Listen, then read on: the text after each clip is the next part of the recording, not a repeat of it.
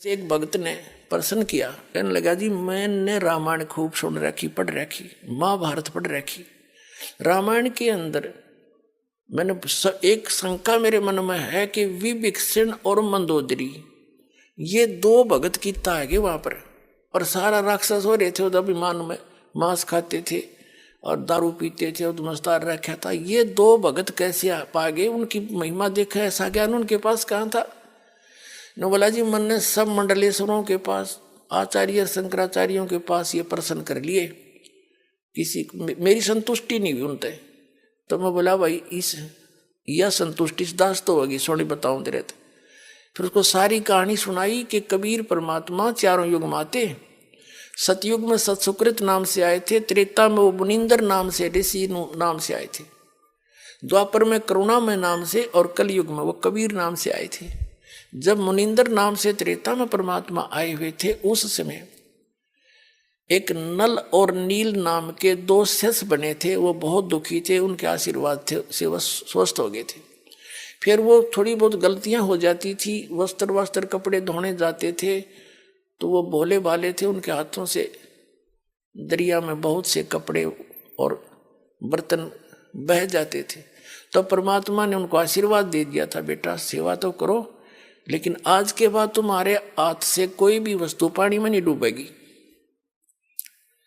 उसके बाद परमात्मा एक चंद्र विजय नाम का भाट था लंका के अंदर, उनके 16 सदस्यों ने, घर के सदस्यों ने, पुत्रवधुओं ने, पुत्रों ने, पुत्रियों ने, सबने उपदेश लिया था कबीर जी का। और उस वो भाट जाता था राजा रावण के वहां पर, उन गीत ज्ञात सुनाने, उसकी महिमा गाता था। और उसकी पत्नी जो कर्मवती थी वो जाती थी मंदोदरी को चुटकुले चटकुले सुना के, उसने बूंदी अच्छी सुना के ज्ञान सुनाया करती थी। और जब उसने ये ज्ञान हुआ, उस कर्मवती ने भाट चंद्र विजय की पत्नी को परमात्मा का ज्ञान हुआ, तो फिर मंदोदरी को वो ये ज्ञान सुनाने लगी, ये वचन परमात्मा की महिमा के। तो मंदोदरी ने बोली ये कर्मवती चंद्र विजय की पत्नी भाटनी से कि तेरे अंदर तो सारा गोबर भरा था, सारी बेहूदी बात करया करती, तू आज ये अमृत वचन की तले आई।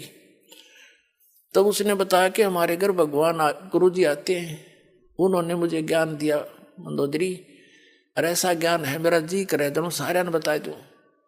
फिर मंदोदरी खूब सुनती, बोली तू उन बकवादा ने छोड़ी, मुझे ये ज्ञान सुनाया करे।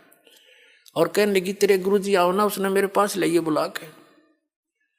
अब उस कर्मवती ने, परमात्मा कबीर जी जब गए, मुनिंदर जी ऋषि रूप मारे थे, तब एक उसने कहा महाराज जी मेरी जो मंदोदरी रानी है रावण की, मैं वहां जाती हूँ और मैंने आपका ज्ञान सुना है, उसको बहुत अच्छा लगा।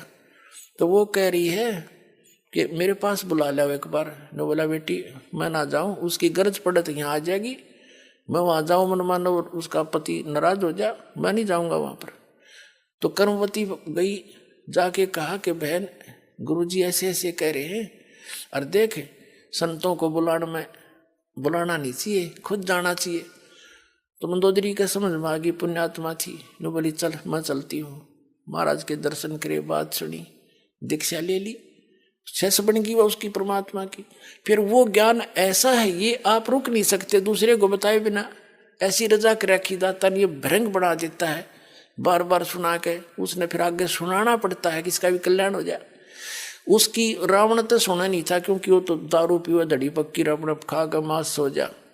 उसका देवर था विभीषण, उसको लगी समझान, उस काफी वो सुनता रहा, बहुत ध्यान से सुना। तो वो कहने लगा कि आपने कल्याण करा लिया, फिर मुझे भी तो कल्याण करा मेरा भी।